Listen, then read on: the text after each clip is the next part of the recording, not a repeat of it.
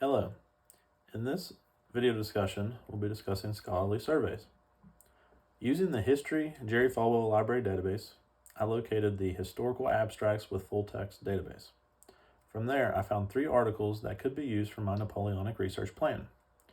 The 3 articles are Napoleon as Philoctetes, Military Masculinity, Sacrifice, and the Image of the Wound by Philip Shaw from 2018, The Metallic Propaganda of Napoleon Bonaparte by Wayne Hanley and Michael W. Howe from 1998, and Philip G. Dwyer's Napoleon Bonaparte as Hero and Savior, Image, Rhetoric, and Behavior in the Construction of a Legend from 2004. Shaw's article focuses on images of the wounded Napoleon to make comparisons about the sacrificial underpinnings of the French Empire. Attention is placed on the role of sacrifice and masculinity in a martial setting. Shaw examines 2 pieces of artwork showing Napoleon in physical danger. The first is the painting Napoléon blessé au pied devant Ratisbonne, Napoleon wounded in the foot in front of Regensburg from 1810 by the artist Pierre Gathreau. The scene depicts the only moment Bonaparte was hurt when fighting. He was a very lucky individual. On April 23rd, 1809. The second is an anonymous graphic satire entitled Nicolas Philocité dans l'île d'Elbe. It's probably from 1814 to 1815, and it lampoons Napoleon's failure to cross the English Channel and defeat the British, while comparing him in an unflattering light to the Greek hero Philoctetes, who was wounded and left for 10 years on the island of Lemnos during the Trojan War. While the French Revolution brought forth the idea of the citizen soldier, Shaw argues that during the First French Empire, quote, the radical character of the male citizen soldier underwent a significant change, exemplified by the terms of the Imperial Catechism of 1808. Quoting the Imperial Catechism, it says, "We owe our Emperor, Napoleon I, love, respect, obedience, loyalty, military service, the taxes ordered for the preservation and the defense of the empire and his throne." End quote. Henceforth, a soldier was a soldier citizen, a soldier who had to earn the right to citizenship through military service, a la the legionaries of Roman antiquity. That comes from page 560 of Shaw. Shaw elaborates on the reciprocal relationship between Napoleon and his army. Quote, "The identity of each is defined in relation to a pervasive ideology of sacrifice.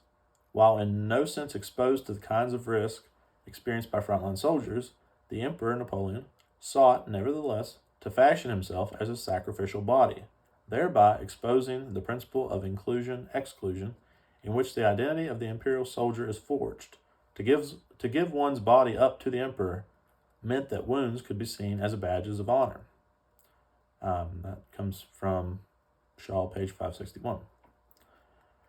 The noted British radical from previous video discussions, William Cobbett, makes an appearance in Shaw's article as well as arguably Napoleon's greatest admirer, Lord Byron.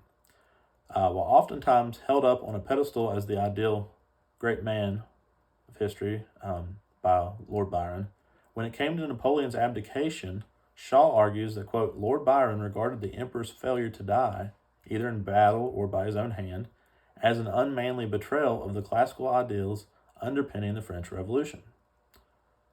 That quotation comes from Shaw 559 to 560. Hanley and Howe's article, The Metallic Propaganda of Napoleon Bonaparte, evaluates Napoleon's use of metals as a propaganda device to further his political aims and consolidate his power.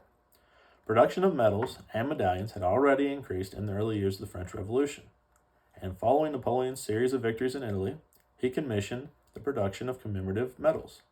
Drawing heavily on classical imagery, these medals enhanced Napoleon's popularity and his later political ambitions by showing him capable of achieving the military successes, bringing the fragmented nation together, and reaching peaceful settlements with hostile foreign powers, the Treaty of Campo Formio with Austria of 1797, for example, that the French Revolutionary Republican government could not, as well as drawing comparisons of Napoleon to other great men of history such as Caesar and Alexander.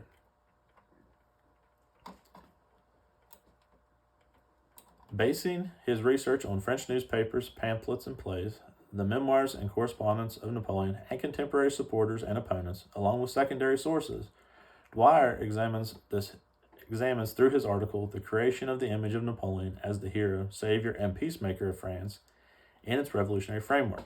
Echoing Hanley and Howe's article on Napoleon's use of medals as effective forms of propaganda, Dwyer notes Napoleon's self-promotion while navigating a political dichotomy as a humble Republican warrior hero who could save France from self-destruction and bring peace to Europe within France. Outside of France, however, Napoleon rigorously observed court etiquette, representing himself in the extravagant and structured style of prior absolute monarchs.